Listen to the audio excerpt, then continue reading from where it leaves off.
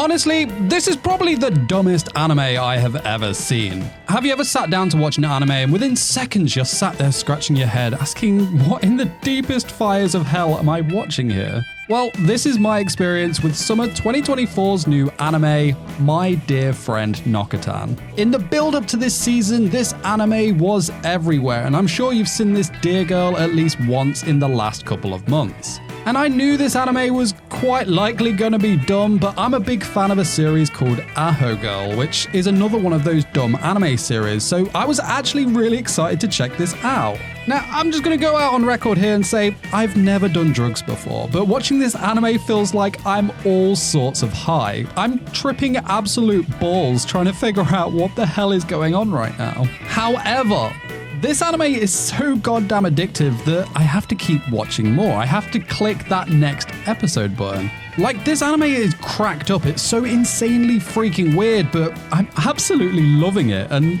I don't know why.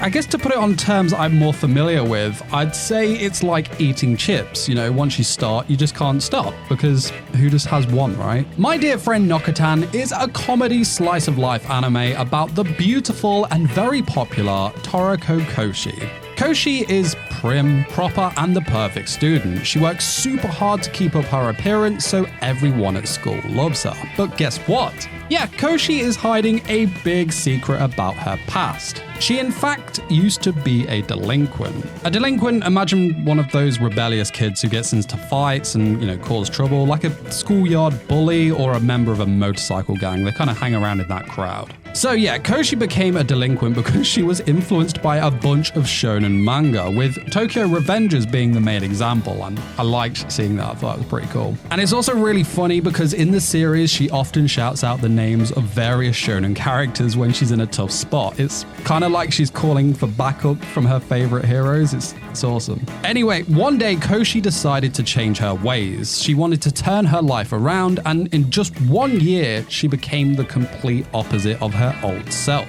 And she nailed it. No one knows about her delinquent past. Instead, they see her as the perfect honor student who gets top grades, is athletic, and is always kind and helpful. Everyone adores her, but they have no idea about that secret past of her, so it's a win. But everything Koshi has worked so hard to build is about to come crashing down in the craziest way possible. One day, on her way to school, she sees a really weird deer girl hanging from some power lines. After reluctantly helping her, the deer girl starts calling her out as a delinquent. But how does she know about this? How does she know about Koshi's past?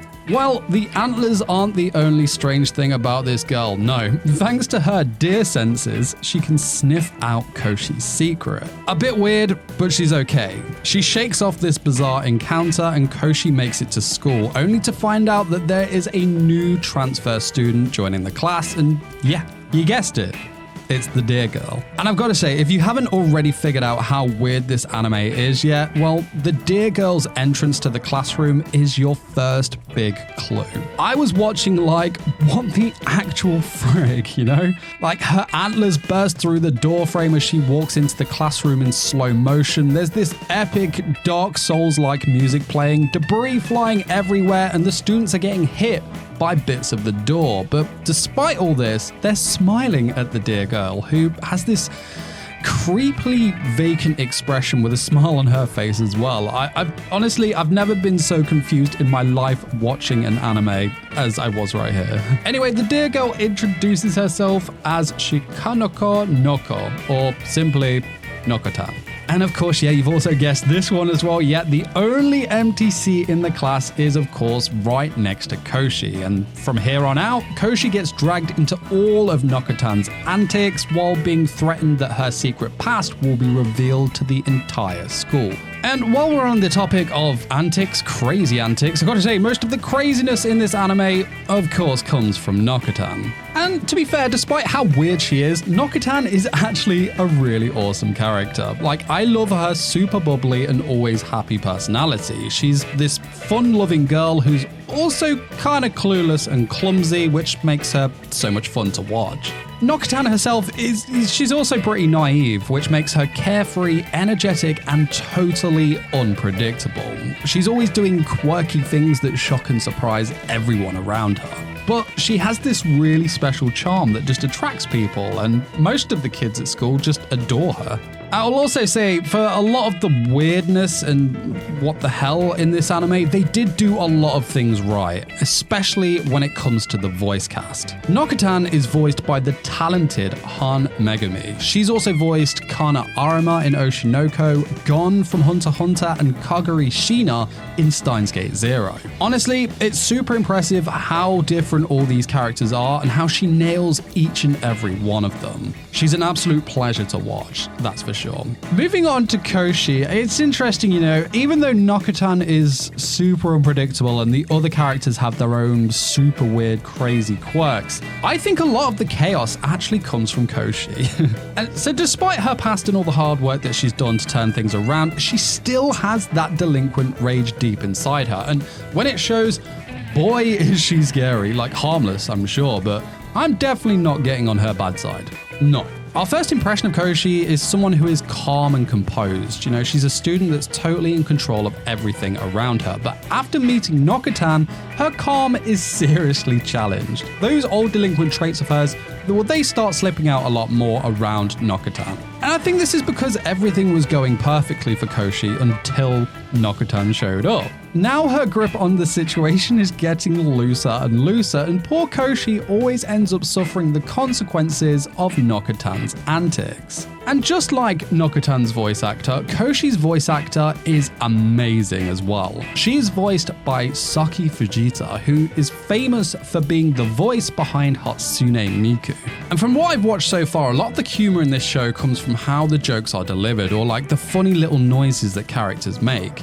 Fujita nails the difference in Koshi's personalities, and the episode where she sings one of her own original songs, well, that was just hilarious. I also really like how at times Koshi is aware that this is an anime, and she talks directly to us, the audience. And I've also got to give a shout out to the actual narrator in the show who pops up in parts. It really reminds me of how the narrator is used in Kaguya-sama Love is War, and that's one of my favorite things about that anime. It's used so well, and they nail it here as well. Now, other than Nokotan and Koshi, we of course have been introduced to more characters as this anime has rolled out. We've got Koshi's crazy ass sister Anko, we've got the Nokotan fangirl Basheme, as well as the girls on the student council. Each of them bring their own levels of crazy and weirdness to the show, that's for sure.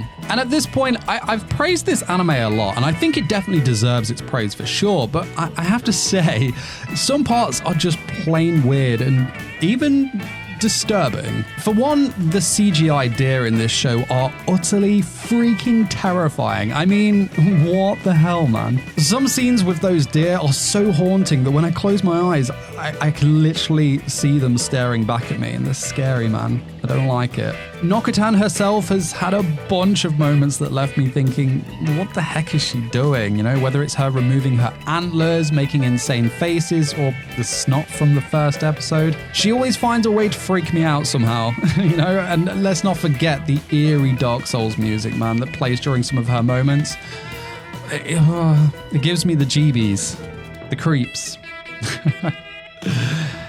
Honestly, I swear if my night paralysis demon takes the form of Nokotan or a deer, I wouldn't be surprised. I would not be surprised. And now, I've mentioned the Dark Souls music a couple of times, but seriously, this show nails it when it comes to the music. It sets the mood perfectly, especially in the little moments between scenes. I really love that. Then you've got the opening and ending songs. Man, they are absolutely brilliant. They're just so catchy, so infectious that they've been stuck in my head for weeks. And I've got to say, I also love the real-life visuals of Nara in the ending. That's such a nice touch. So if you haven't checked this anime out yet, then yeah, at your own risk, that's for sure. But if you need other recommendations, don't miss out on these other banger Summer 2024 anime that I've highlighted in this video right here. You're welcome. Enjoy. Peace.